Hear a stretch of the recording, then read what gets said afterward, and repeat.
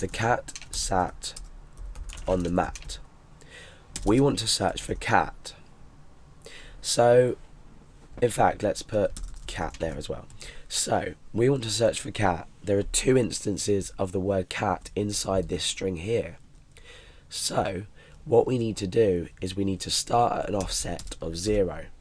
Let's pull all this down so it doesn't distract us. We're starting at an offset of 0. So it's going to start from before the T. This is position 0. This is 1. Remember we start at 0. So we're going to go 0, 1, 2, 3. 4 is where the C starts. So 1, 2, 3, 4. That's where it starts. Now our position is our offset is now equal to 4. Or no, sorry, this substring equals 4, and our offset equals 0 still. This is probably a better way to represent it. So we've searched 0, 1, 2, 3, 4, and we've got to this C here. Now our offset, the next while round the loop, wants to be here. So we need to add 3 characters to it. However, how do we know how many characters to add to it? Well, we need to obtain the length of the search term in order to add to the offset. So what we need to do is we need to first of all set the offset to the value. Let me think. Hold on. So substring 4. Right, substring is equal to 4. We need to set the offset equal to substring add the amount of characters in here. So the substring will now become 4 add 3, which is 7. So now the offset's 7. The next while around the loop, we're going to go 1, 2, 3, 4, 5, 6, 7. We've missed out this because we've already found this. We don't need to process this. Now it's going to search from here, and it's going to find another instance of it here, and then it will do exactly the same thing as I've just explained. So if you don't understand this, rewind the video and listen to what I've said again, and try and understand how these variables are being set each time. Remember, we can use the string len function with this cat to obtain the length of the string, so that's not a problem. So let's put this into action, put my words into action, and let's pull that up. And so we're in the loop. Let's say this returns as 4 like we did before. So remember, it was 4 characters. Now we don't need to think about this yet, we just need to do the code and then we can test to see if it works.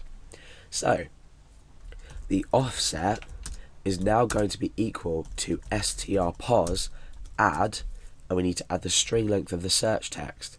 So let's come down here and say search length equals strlen. This is going to return the length of the string in an integer.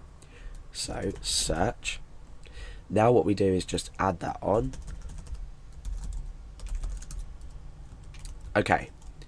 So now what will happen is the next while around this loop, the offset will dynamically change because we've used a variable here and we've changed the variable here. When we started at 0, each time around the loop, this is going to be dynamic and change. So let's echo this out each time. Put a line break on the end so we can test what we're doing. So the cat sat on the mat, or the cat sat on the cat. We're going to search for cat. We're replacing with, at the moment this doesn't matter because we haven't taken this into account in our program. So we click find and replace, and we'll return with 7 and 22. Now this has disappeared, but let's just retype it. Now let's double check that everything's right. So 1, 2, 3, 4, 5, 6, 7. Remember, we're starting now from there. We've already got the substring. In fact, let's echo the substring as well, or the string pos rather. Sorry. So echo str pos. This is this, which is changing. Remember, and we'll put a break on the end of that. So we're going to be output the string position, then the offset, then the string position again, then the offset, because we've got 2 instances of cat. So search for cat, replace with monkey, find and replace. So let's type this again, the cat. So at position 4, 1, 2, 3, 4, we find the word cat. we skip this because we know the position, so that's fine. We can replace that later with the substring replace function. 1, 2, 3 on is at position 7, so 4, 5, 6, 7.